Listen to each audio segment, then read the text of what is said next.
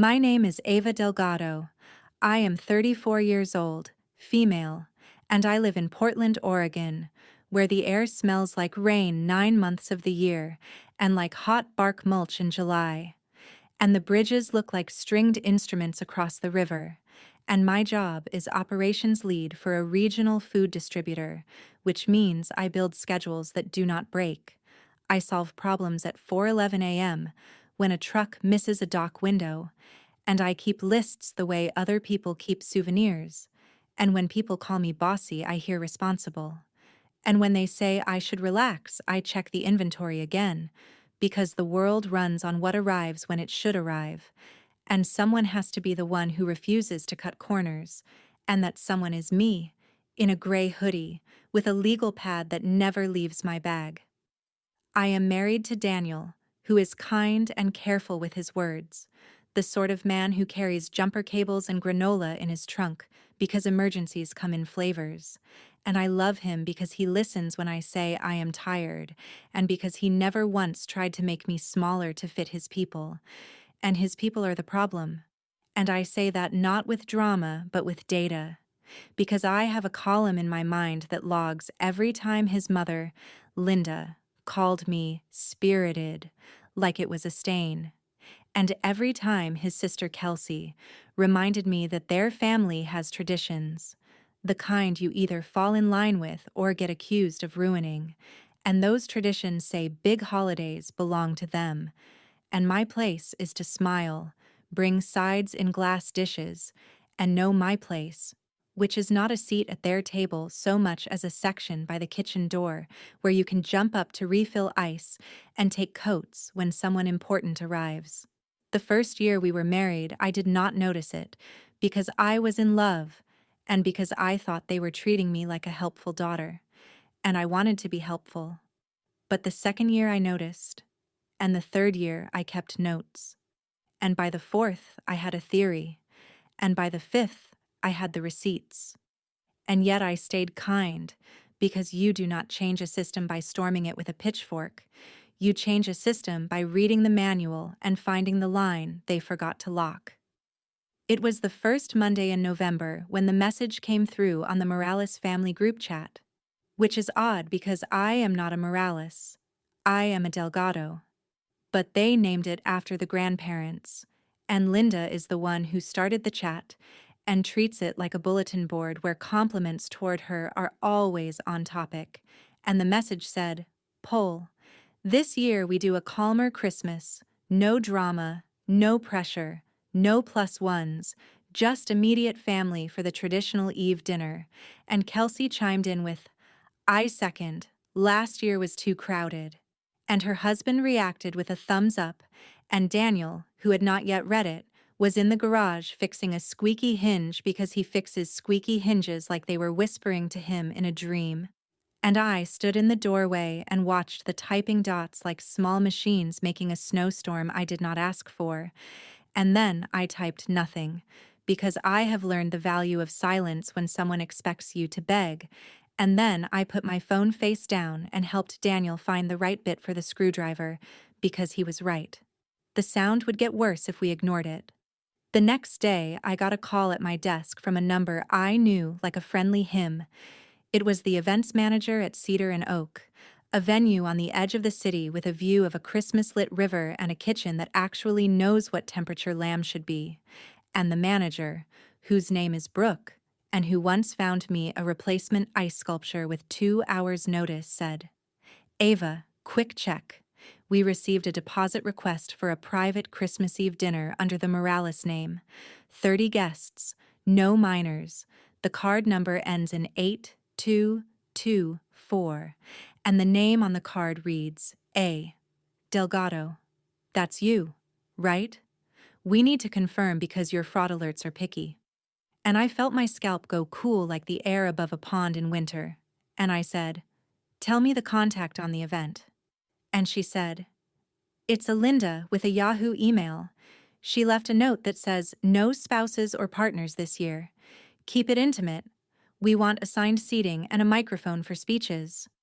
And I laughed the way you do when you realize the plot twist is not subtle, because the card on file was mine, not Daniel's, because last spring we had booked cedar and oak for a retirement party for one of my drivers, and the saved payment profile, by default, held my business card.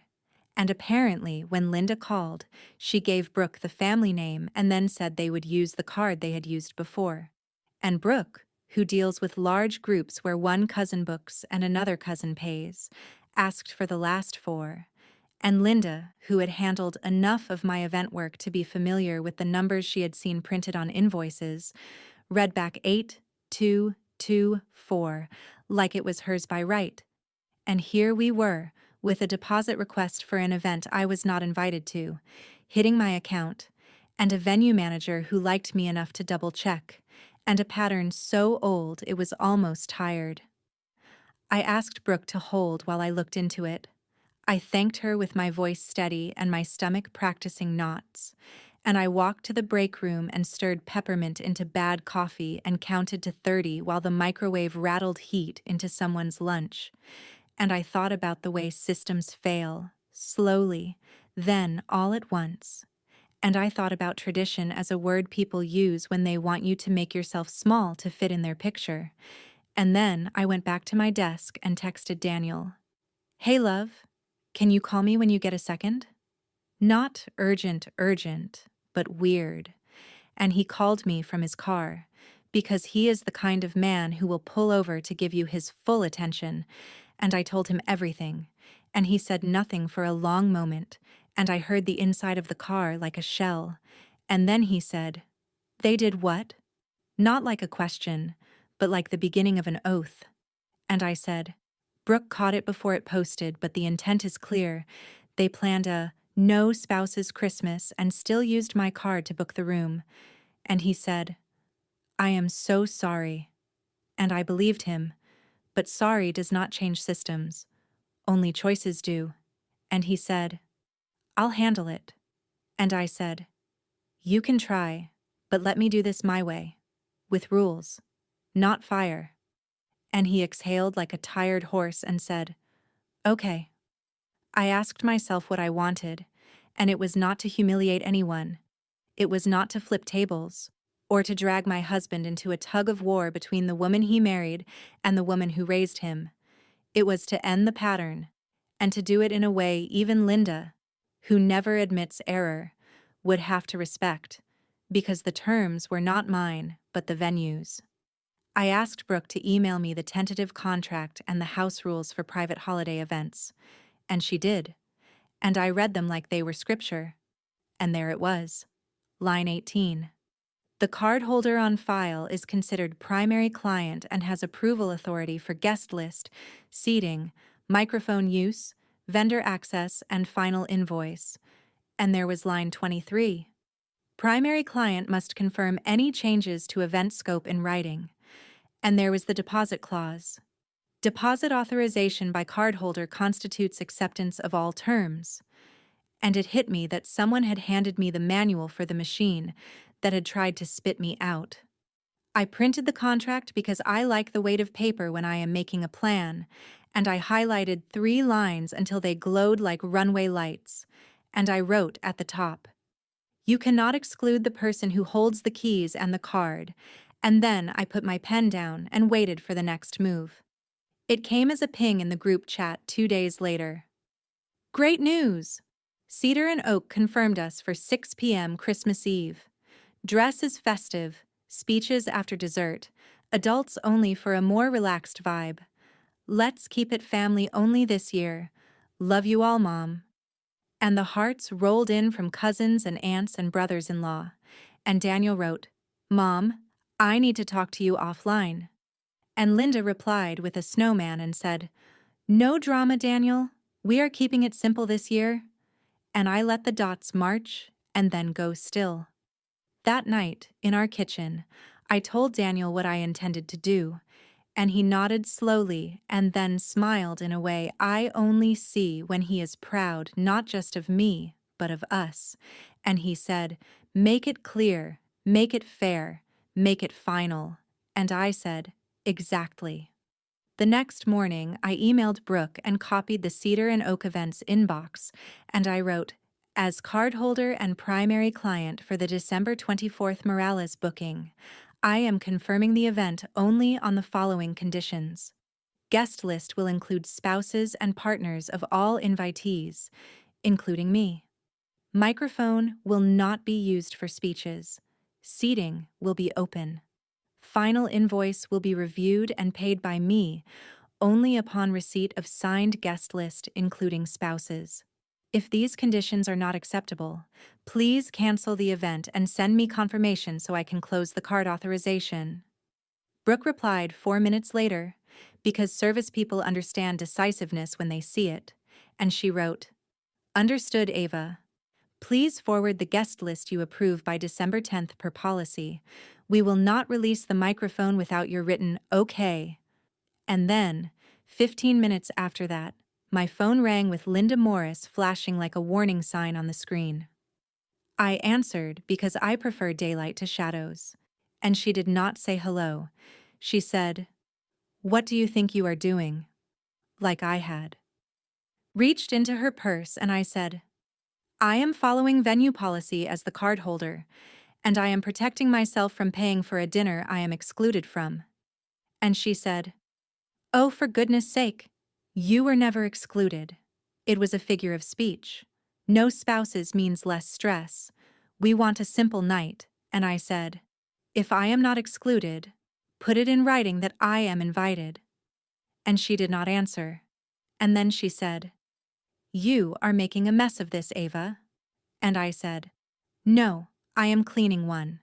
And then she hung up the way people do when they want to slam a receiver but only have a touch screen. By noon, the group chat sprouted a new message from Kelsey that said, "FYI, Cedar and Oak is saying they can't release the mic or finalize seating. Without Ava's approval, what is going on?" And a cousin replied with a popcorn gif, and I put my phone away because I had trucks to land and orders to cover for flu season shortages. That evening, Daniel's brother, Mark, the one who treats rules like suggestions and suggestions like insults, called Daniel and asked to speak to me, and I said yes because I am not afraid of people who shout. And he said, "You are really going to hold Christmas hostage over a technicality." And I said, "I am going to stop you from using my card to pay for a room I am not allowed to walk into." And he said, "It was a mix-up. Mom told them to use the card on file. No one meant anything by it." And I said, "Meaning is not my problem. Accountability is." And then he tried the oldest move in the book. He said, "If you do not loosen up, you are going to push this family away." And I said, "I am not pushing anyone. I am stepping out of a circle you drew around me." And he said something under his breath, and then said louder, "So what now?" And I said, "Now you send a guest list that includes spouses, or you plan dinner elsewhere."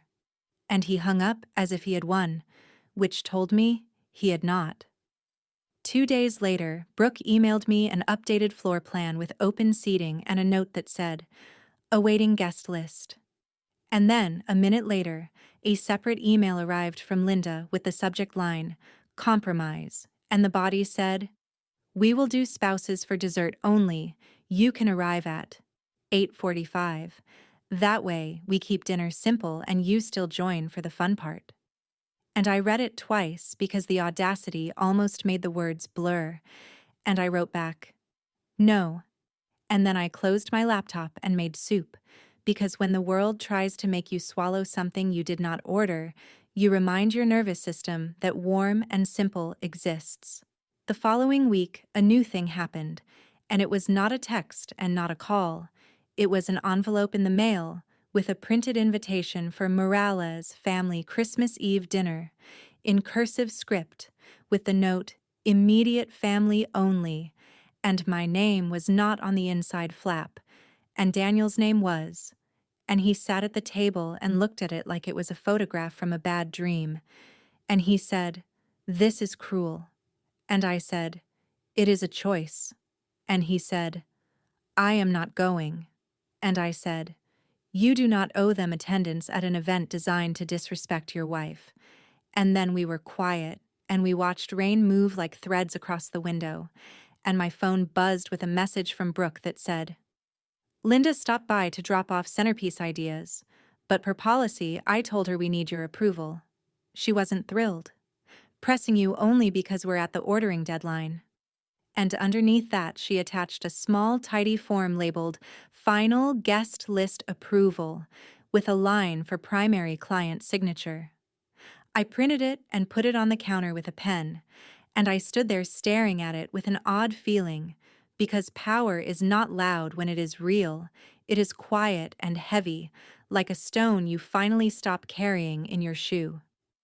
2 days later, a last attempt came from Linda by way of Daniel's phone, a long text that said, Family only means less chaos. You know how holidays become a circus with everyone's spouses and kids and cousins. This year will be peaceful and elegant. I need you to understand that as Daniel's mother, I get to choose how I gather my children. You can do your own thing with your side, and we will see you on Christmas Day for brunch. I will have a gift for you. And my husband, who is gentle but not blind, typed back, Mom, the venue used Ava's card to book your family-only dinner, and she's been respectful and clear. Include spouses or cancel. I will not attend an event that treats my wife like a problem. And she replied with, Well then, you made your choice. And I thought, not for the first time, that people tell on themselves when they think they hold the only chair at the table. The next morning, I signed the cedar and oak approval form with one modification. I wrote in a neat hand across. The notes field, event canceled due to non-compliance with cardholder conditions, and I scanned it and sent it back to Brooke with a thank you for her help, and I asked for written confirmation that the authorization was voided, and she replied with a calm, confirmed, and attached a cancellation notice for the Morales booking. And then I put my phone face down and went to refill the bird feeder because the juncos were back, and winter was coming, and even the small birds were making their plans. At 4 p.m., my phone rang, not with a call from Linda, but with Brooke again, and her voice was half amused and half apologetic, and she said, You are going to love this, or maybe not, but it's a thing. Linda showed up in person with a new card, tried to rebook under M Family to get around our software, but our front desk recognized you in the system and called me. And I explained again that our policy requires the cardholder's approval when an event is tied to a saved profile. And also, the staff recognized you because you run half the charity banquets in this city. So, long story short, the venue recognized the cardholder. And the shape of the title of my life for the last 5 years made sense, and I laughed, and I thanked her, and I booked 2 seats for Daniel and me at a small place on the east side that serves cinnamon buns with dill butter on Christmas morning, because I was done asking to be borrowed as a prop in someone else's show. But the story did not end at the cancellation. Systems do not snap cleanly when they are old, they unravel, and people try to tie them back together with excuses and rewrites. And the next phase was the hardest one, the part where the people you confronted decide you are the villain because you did not accept your assigned role quietly. It began with a group text from Kelsey, who wrote, Due to unforeseen circumstances, our venue is no longer available. We will be doing a scaled-down Christmas Eve at Mom's, immediate family only. And the cousins reacted with question marks. And an aunt wrote, What happened? And no one answered. And later that night, my phone buzzed with a message from an unknown number that said, You are cruel. And then another that said, You could have let us have one nice night. And then another that said, You have turned Daniel against his mother. And I deleted them without responding, because sometimes the bravest word is none. The week before Christmas, Daniel got a call from his father, a kind man whose silence has been his only safe tool, and he said he would like to come by for coffee. And he did. And he sat at our table and turned his hat in his hands, and he said, I don't know how to mediate this without making it worse. And I said, You don't need to mediate. You only need to decide if you want to be part of a pattern that hurts your son's marriage. And he nodded and looked at the floor, and then he said, "You have always been good to us." And his eyes got shiny, and I changed the subject and asked him if he wanted more biscotti, because kindness does not need commentary. 2 days before Christmas Eve, a shipment at work went wrong. A highway closure up north delayed perishables, and I spent 10 hours rebalancing orders, stacking pallets, and moving pick times like chess pieces. And when I got home, I wanted quiet, not strategy, and I found Daniel on the couch under a blanket with our cat, both of them listening to a jazz station I didn't know he liked. And we ate leftover soup and watched a nature show about Arctic foxes. And I thought about how peace can be a choice the way chaos is. And then my phone buzzed with a voicemail transcription from Brooke that said, "Hey, just closing the loop." Linda came in again with a different name on the request, tried to say she had no idea about any cardholder stuff, but the team is tight. And per policy, we cannot pretend someone else is the client when the cardholder has canceled. Please know we have your back. And I felt a kind of gratitude that sits low and warm like a stone heated by the sun. On December 24th, while the world ran last-minute errands and posted pictures of cookies and pets in holiday bandanas, I got dressed in jeans and a soft sweater and laced boots for a walk by the river, and Daniel did the same. And we left our phones on the counter and told the cat we would be back by noon. And we walked under a sky that looked like brushed steel, and the water moved like it had an appointment. And the only sound was our steps, and the rustle of dead leaves in a corner of the path. And I felt taller than I had in months, because I had kept my word to myself. At 5:58 p.m., while their dinner would have been starting, my phone rang again with a number I recognized only from old voicemails about centerpieces and chair covers, and I let it go to voicemail, and later I listened, and it was Brooke's assistant, laughing softly as if apologizing for enjoying the drama, saying, "They tried to check in. The desk recognized the cardholder's name, and we let them know the event was canceled." There was a moment of confusion, then a demand to speak to the manager, then a reminder of policy, and then they left. Which is all to say, your boundaries held in the wild. And I put the phone down and closed my eyes and breathed the way my therapist once taught me. In for 4, hold for 4, out for 6. And then Daniel came into the kitchen with 2 mugs and said, "I'm proud of you." And I said, "I'm proud of us." And the cat jumped on the counter even though she knows she should not, and the world kept spinning almost like it was normal. That night, when the house was quiet except for the hum of the heater and the far-off sound of a neighbor laughing in their driveway, I lay awake and thought about Act 1 and Act 2 of a life where you stop knocking on doors that were designed to stay shut, and you start building a door of your own with a key you don't lend out. And I wondered if this was the end of the story or the middle, because there are always consequences when you call a thing by its name, and yet I felt light. Like a knot had loosened inside the muscle of my chest, and I fell asleep not worried about tomorrow but curious. And if that sounds simple, it is. And if it sounds rare, it is that too. The next morning, Christmas Day, we went to the little place on the east side, the one with the cinnamon buns and dill butter, and the owner remembered my name because I once helped him with a supply issue when a vendor dropped him during a snowstorm, and he said, "Good to see you, Ava. You look rested." And I thought, this is what happens when you stop auditioning for someone else's approval. You get back hours of your own life. After breakfast, we drove to Daniel's parents' house because, despite everything, he wanted to see his dad. And I agreed because I wanted to see with my own eyes who we were dealing with now. And we parked on the street because the driveway was full of cars. And when we walked in, the house smelled like cinnamon pine cones and expensive candles that try too hard, and there were only 2 people in the living room. His dad and a cousin who hugged us and then left to take a call. And then Linda came out of the kitchen holding a towel like a flag she planned to plant, and she said, "Oh, it's you," as if we were the ones who had canceled her booking. And I said, "Merry Christmas, Linda." And she said, "The venue was very unprofessional." And I said, "They were professional with me." And she opened her mouth and then closed it. And then she said, "We are doing a small brunch for family." And I said, "We are family." And Daniel stepped forward and kissed his father's cheek, and then looked at his mother and said, "We will sit on the back porch.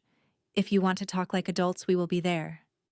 And then we went out to the porch, and we sat, and we waited, and the air was cold but bright. And after a while his father came out with coffee, and then, 10 minutes later, Linda came out too, without the towel, with her hands empty, which for her is a concession, and she sat in the chair across from us and said, "I do not understand what happened." And I said, "You planned a no spouses Christmas and tried to use my card for the venue." And she said, "That is not what I meant." And I said, "Then say what you meant, and we will tell you if it matches what you did." And she looked at the yard like it had the answer, and then she said, "It was supposed to be simple." And I said, "Simple is not a synonym for unkind." And Daniel said, "Mom, I will not be in rooms where my wife is not welcome." And she said, "This is the way we have always done it." And I said, "We are doing it differently now." And then the cat meowed against the glass because she had followed us to the door, and the moment broke like a small wave. And we stood up, because some conversations do not end with a bow, they end with a boundary. And we left, and I drove, and Daniel watched the trees go by like a metronome. And the day felt quiet in a way that was not empty but clean, like we had wiped away a script and left ourselves room to write a new one. And yet, because stories push before they give, the next week brought the lowest low, the part where the system that has lost its grip tries one last squeeze, and it came in the form of a New Year's Day message from Kelsey saying, "We are doing a family reset dinner on January 3rd, no spouses, just siblings and parents to talk things out." And Daniel wrote, "No," and she replied, "You are choosing her." Over us again. And he typed, "I am choosing my marriage." And then Linda called him and cried, the kind of crying that is a performance, and said that she missed her son. And he said, "I am right here. You just don't want to sit at a table with my wife." And after he hung up, he looked like a boy who had just let go of a rope he had been told was holding up a bridge, and he said, "What if this never changes?" And I said, "Then we will build a new family out of the people who choose us." And he nodded, and then he took my hand and said, "Okay." But his eyes were wet. And that night I lay awake and listened to his breathing and thought, this is the lowest point, the place the plot demands before it lets you climb, and I promised myself that when we climb, we will do it carefully and without gloating, because a victory that needs an audience is not a victory, it is a costume. The morning of January 3rd, I went to work early because movement helps when waiting does not, and I unloaded a trailer in a hat and gloves and let the cold bite my cheeks. And at 9:12 a.m., my phone buzzed with an email from Brooke that I did not expect. A note that said, "Ava, you should know. Linda called to ask if there was any way to keep the Morales account flagged so that any future bookings with that name check in with the cardholder on file before anything is confirmed." I told her politely that we cannot create special rules for one family, but our policy will always protect the cardholder, which is you when the card is yours. And it was the strangest thing to feel seen not by the people who had known me for 5 years, but by a venue manager who understood rules. And I smiled at the forklift, and the forklift did not mind. At noon that day, I got a text from an unknown number with a picture of a place setting with my name card in the middle, set at a table with mismatched chairs in a backyard I did not recognize. And the message said, "For when you are ready." And I did not know what it meant until Daniel texted me a minute later from his father's number.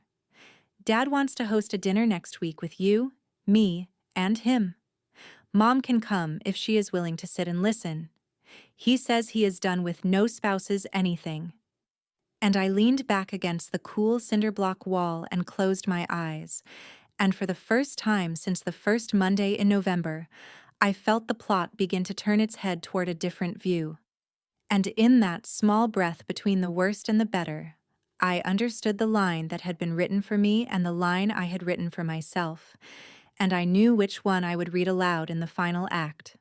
I walked into the week like a person carrying a steady flame cupped in two hands, careful and sure. And I told myself the goal was not to win a fight, but to build a life that did not depend on someone else granting me a seat. And that meant speaking plainly and saying no without a novel attached. And it meant letting some silence do the work for me, because silence is a ruler. It shows where the edges are and who steps over them. And it was with that in mind that I helped Daniel pick a day for dinner with his father and, if she chose, his mother. And I cooked the kind of food I could leave alone in the oven while people talked. Short ribs and potatoes and a salad that crunches when everyone else is scraping forks. And I set the table with plates that match, but not too perfectly. And a small vase of ferns because flowers felt like a message, and I wanted the message to be steady. And at 6 o'clock there was a knock, and it was his dad first with a pie from the bakery that remembers faces, and he stood in the doorway and breathed in like he hadn't smelled our house before.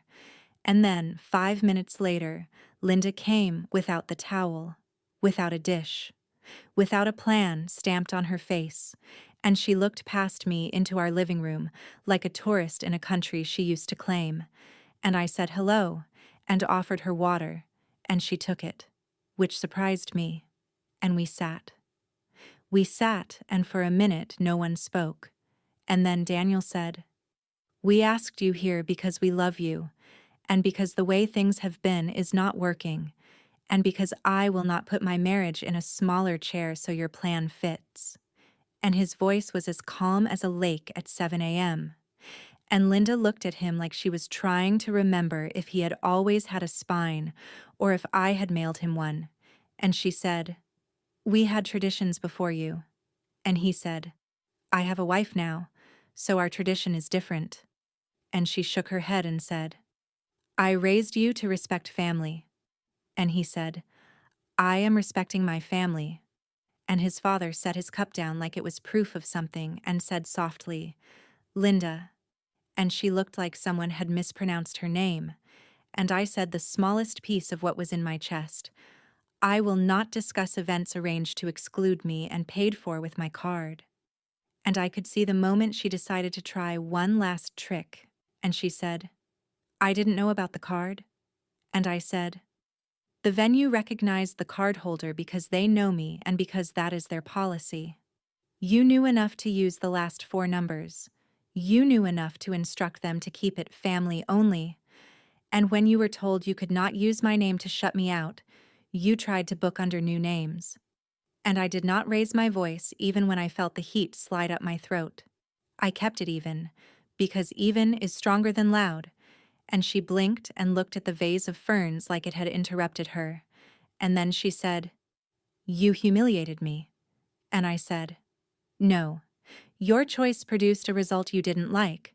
And the result stayed in the lane of the rules, which is where I live. Consequences are not humiliation. They are how grown people learn." And Daniel's father made a small sound in his throat that was not a laugh, but close to a cousin of one. And then the oven timer went off, and I stood and said, "Dinner is ready." And I used the oven mitts with the burned edges because even things that look tired can do the job, and we ate. We ate, and the food did some of the work, because chewing slows the tongue and makes space for thought.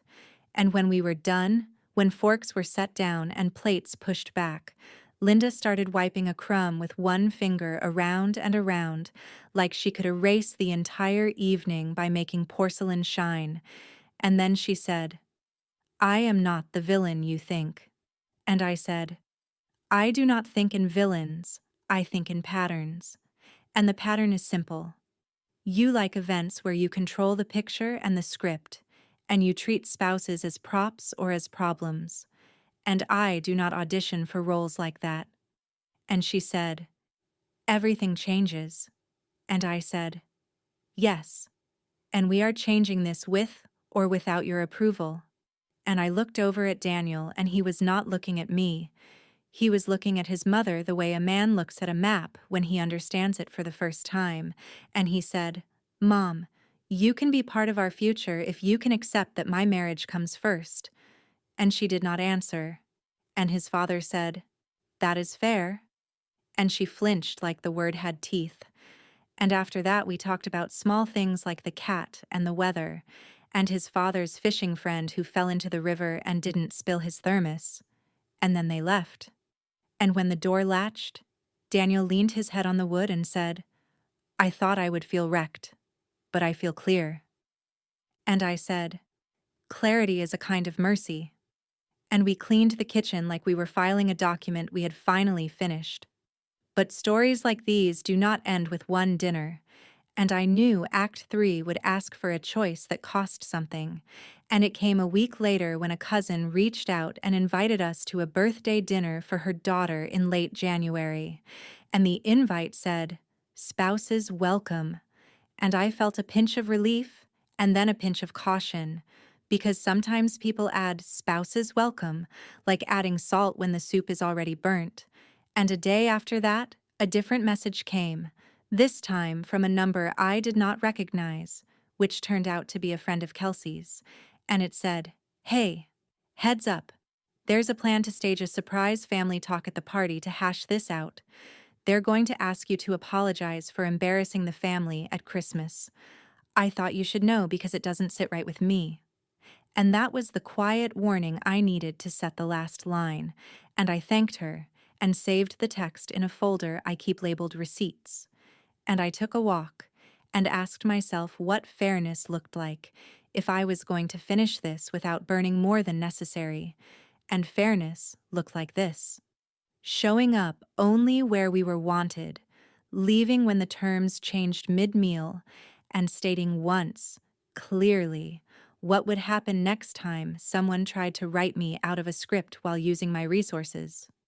The night of the party, we arrived with a present and smiles and our boundaries, and for the first hour it was easy. There were paper crowns from crackers and bad jokes, and a baby who kept throwing a spoon and delighting in gravity. And I visited with the aunt who always smells like orange peel and clean laundry. And Daniel drank ginger ale and laughed with a cousin about a story from high school. And right before dessert, the room shifted the way rooms do when somebody has a plan. And Kelsey tapped her glass and said, "Before the cake, we need to address the elephant." And the cousin whose daughter's birthday it was looked like she wanted to disappear into the frosting, and Linda stood next to Kelsey like a second exclamation mark, and Kelsey said, "This nonsense at Christmas has gone on long enough, Ava. We are a family, and you embarrassed our mother, and I think we all deserve an apology so we can move on." And I felt the old familiar heat press under my skin. Then I felt the cold. Then the calm, because the plan was amateur and I was practiced.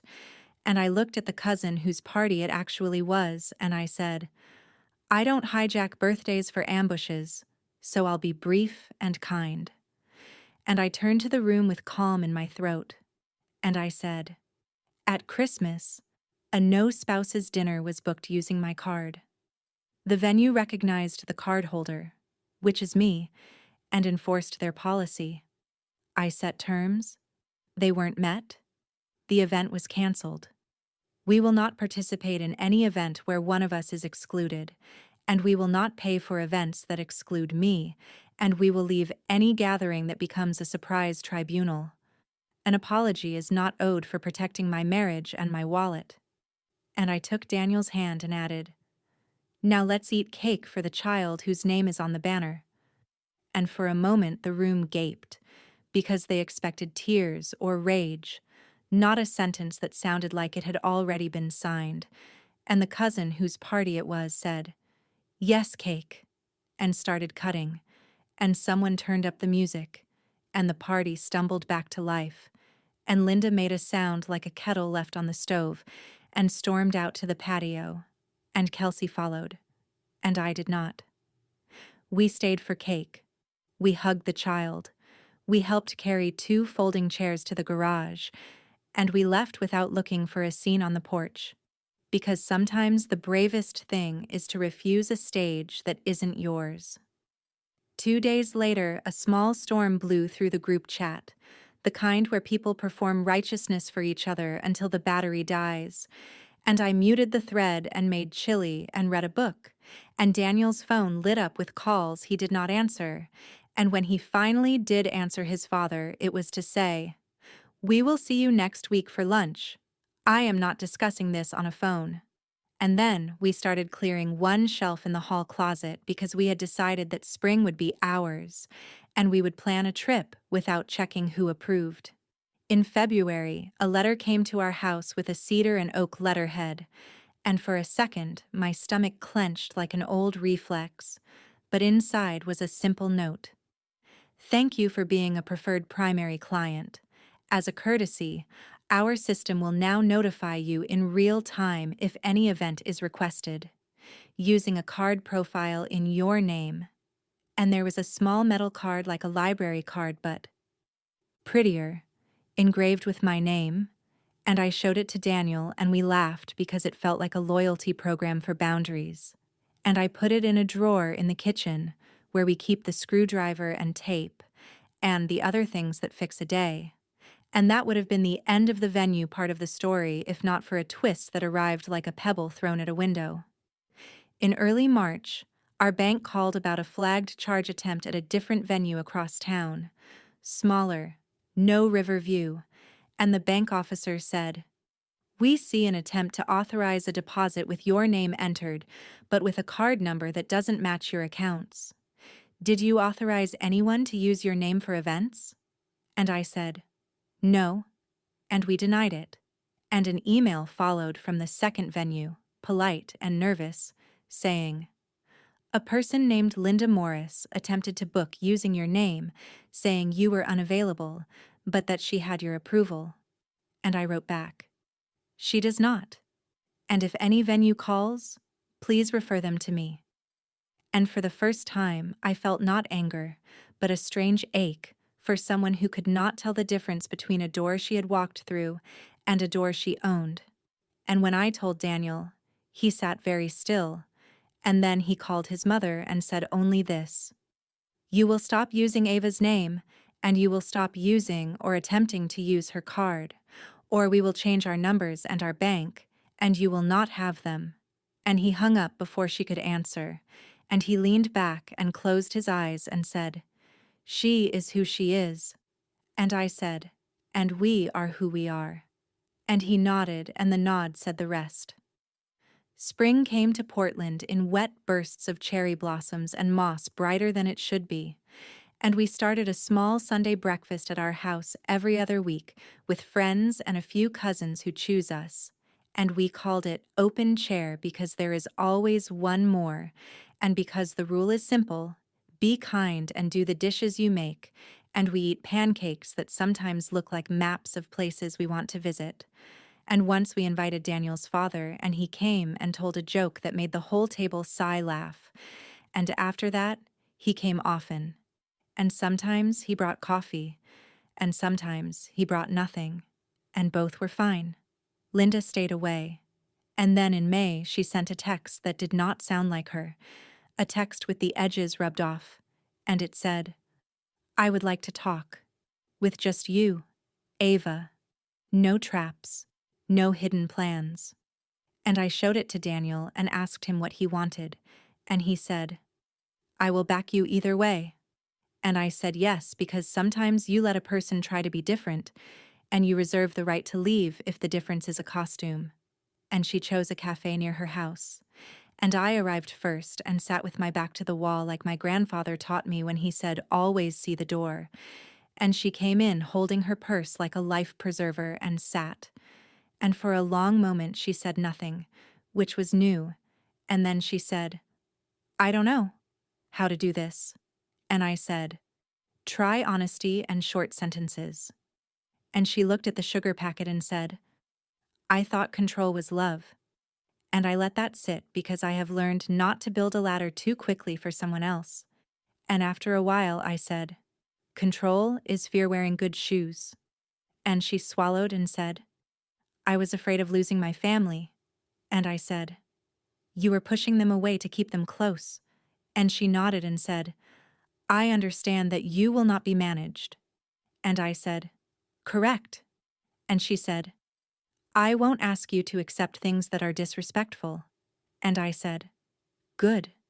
And she said, I need rules I can follow. And I said, here are mine, and they are not complicated. We are a unit. You do not split us. You do not plan events that exclude me and expect my husband to attend. You do not use my name or card for any bookings. You speak to me directly if you have a problem with me, and when you get it wrong, which people do, you apologize without a bow on top. And she looked at me with something like math happening behind her eyes, and then she said, I can do that? And I said, time will tell. And she nodded, and we sat in the quiet that follows a sentence that might be a bridge or a plank. In June, she tested it in small ways, the way a person checks a locked door to make sure it is secure. And the difference was, she checked by asking, which mattered. Can I host Sunday breakfast this week if I include everyone and keep it simple? And my answer was no, because Open Chair lives at our house. But I invited her to come, and she did. And she brought a plate of cut fruit and a small story about a neighbor's dog, and the first 10 minutes were stiff like a shirt starched too hard. And then something funny happened with the syrup being stuck. And she laughed for real. A laugh without edges. And the stiffness softened. And when she left, she took her plate and said, thank you to two people who are not me. And I watched her go and thought, change is not a ribbon cut once. It's a new habit practiced until it's ordinary. You asked for a climax in Act 3, and if the dinner and the party and the cafe were steps, the real edge came in late August when her church asked her to organize a harvest fundraiser, and she wanted the fancy venue and the microphone and the seating chart, and she sent me a text that said, I am thinking about cedar and oak. And I smiled because of course, and then she added, I will be using my own card, and I will be including spouses, and I will not be giving speeches that make anyone uncomfortable. And she asked, would you be willing to help me plan? You are better at this than I am. And I sat alone at our kitchen island, and I let the question echo in the house, because helping would be generous and also risky because proximity makes old patterns itch. And I called Daniel at work and read him the text, and he said, I trust you either way. And I thought about what the consequence should be for the final act to feel like it fit. And I wrote back, I will help only if we write down the plan and the roles, and only if the contract is in your name and the card is yours, and only if we include a line that the primary client cannot exclude family members for non-financial reasons at family events. And she replied, okay. And I said, I will go with you to the venue because I know the manager, and we will do this together if you want it done right. And she said, yes, please. And on the day of the meeting, we walked into cedar and oak, and Brooke smiled like a person watching a plot pay off, and she said, look at us. And we signed papers with Linda's name at the bottom, and we ordered squash soup instead of lamb because this was a fundraiser. And we set open seating and banned the microphone except for the raffle, and when we were done, Linda turned to Brooke and said, thank you for protecting cardholders. And Brooke said, we protect people who follow the rules. And Linda glanced at me, and in that glance there was no grudge, only a small nod like a person stepping on a new floorboard and finding it does not creak. The fundraiser was sweet in the way events are when the food is warm and the welcome is warmer. And nobody made a speech about how strong or spirited I am, and nobody needed to. And at the end, Linda wrote a thank you note to the staff because I suggested it, and she wrote one to me because I did not. And it said, I am learning. And I kept it, because sometimes receipts are kind notes you read when you wonder if the other person meant it. The new normal did not look like a holiday card. It looked like a calendar with fewer obligations and more choices. And it looked like saying no to 3 things for every yes. And it looked like a November where my phone did not panic at the sound of a snowman emoji. And on the first Monday of that month, a year after the message that started it all, our group chat lit up not with rules, but with a question. From Linda, who wrote, "Holiday ideas. Spouses and partners included. Kids welcome for dessert. Do we want to do the river or keep it at home? Who wants to host what?" And I read it twice, and then a third time. And before I could type, Daniel wrote, "Let's keep it simple and kind." And Kelsey wrote, "Spouses included, noted." And a cousin wrote, "I can bring extra chairs." And I typed, "We can host Christmas morning cinnamon buns." And I meant it. And the old ache did not answer me. The new steady did. But you asked for a final touch, a small twist to carry with you. And it came on Christmas Eve, when we were about to head out for a walk by the river like we did last year. And I checked the mail and found a thick envelope from Cedar and Oak, and inside was a small card framed in silver that said, "To the person who taught us all year that rules can protect joy," and a gift certificate that was generous but not wild, and on the bottom a handwritten line from Brooke. "When a venue recognizes the cardholder, sometimes the cardholder recognizes herself." And I stood in the entryway with my coat unbuttoned and snow beginning to think about falling outside. And I felt the story land not with a crash, but like a book closing with a soft thud after the last page is turned. And I slid the card into the drawer with the screwdriver and the tape and the other items that fix a day. And I tied my laces, and I walked out the door with my husband's hand in mine. And I thought, this is the new tradition. We go where we're welcome. We pay for what we choose. We leave when we are not respected. We love on. Purpose. We keep our receipts. And we keep our peace.